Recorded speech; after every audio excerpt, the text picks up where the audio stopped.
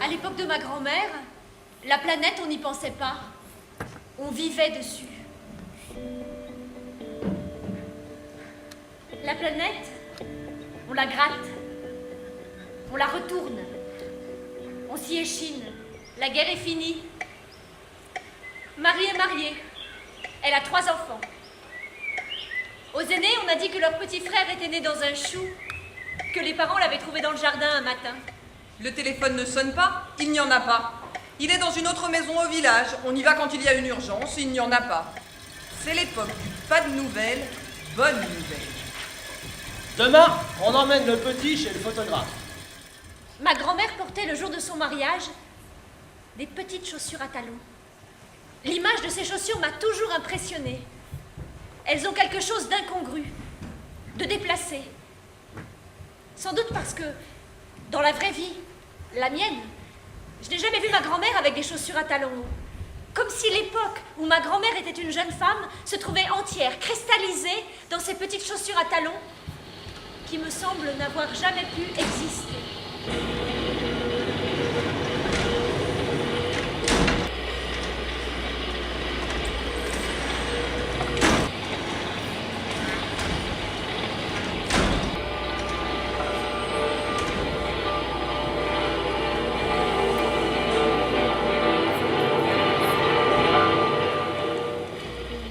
À l'usine, les collègues d'Augustin ne parlent plus que de ça. Le salon de l'auto. Augustin commençait à penser qu'il pourrait y aller aussi.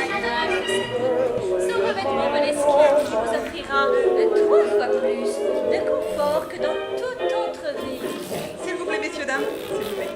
4 fois plus de confort grâce, je disais, à nos essuie-glaces totalement automatiques. 2 vitesses, n'est-ce pas? Regardez. N'est-ce pas merveilleux? Toujours dans notre voiture. Regardez notre super bolide, dernier cri. Observez la grâce de ses lignes, son revêtement Moleskine qui vous offrira 5 fois plus de confort que dans tout autre véhicule. Observez notre voiture cachée, planquée dans des caves et des greniers. Le monde coulait sans nous. On pensait qu'on sortirait jamais, mais nous voilà libérés.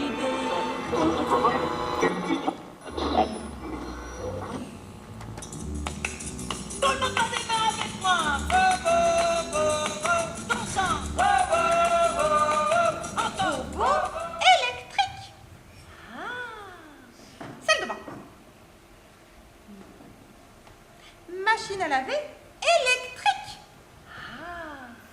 Le rasoir électrique dans la salle de bain. J'ai encore un peu de temps à rester au lit. Les grains de café qui glissent doucement dans le réceptacle du moulin. Et puis l'odeur du café moulu. Je sais qu'il sera bientôt l'heure de se lever.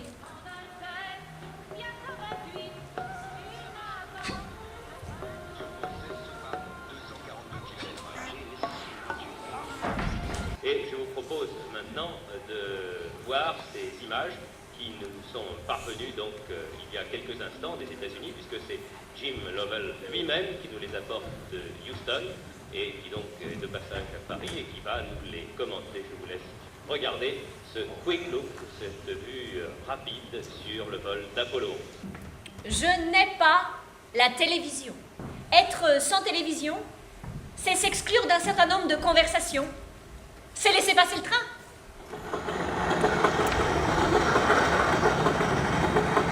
Marie découvre la mer un jour d'été 73 sur le petit écran que Michel et Brigitte viennent de lui offrir avant de partir en vacances. Ma grand-mère n'est jamais partie en vacances. N'a jamais vu la mer. Les vacances et la mer sont pour elle 2 mots sans réalité ni désir. Un bout de la vie des autres, de sa fille, de ses petits-enfants. Des cartes postales, des reportages télé, des photos montrées en rentrant.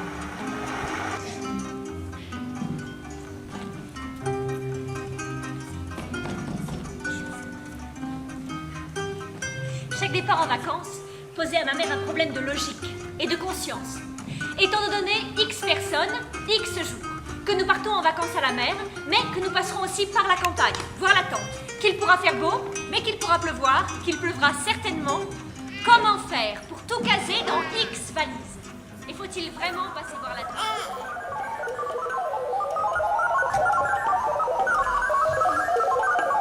Théo, je suis en train de te parler. Théo, j'aimerais bien que tu arrêtes de jouer aux jeux vidéo quand je te parle. Théo?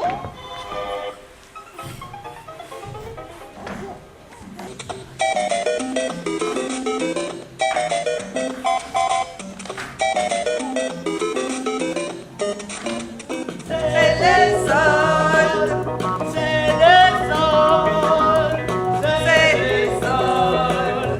c'est le sol. Tu ne peux quand même pas rester là les bras croisés. Allez viens, c'est le sol.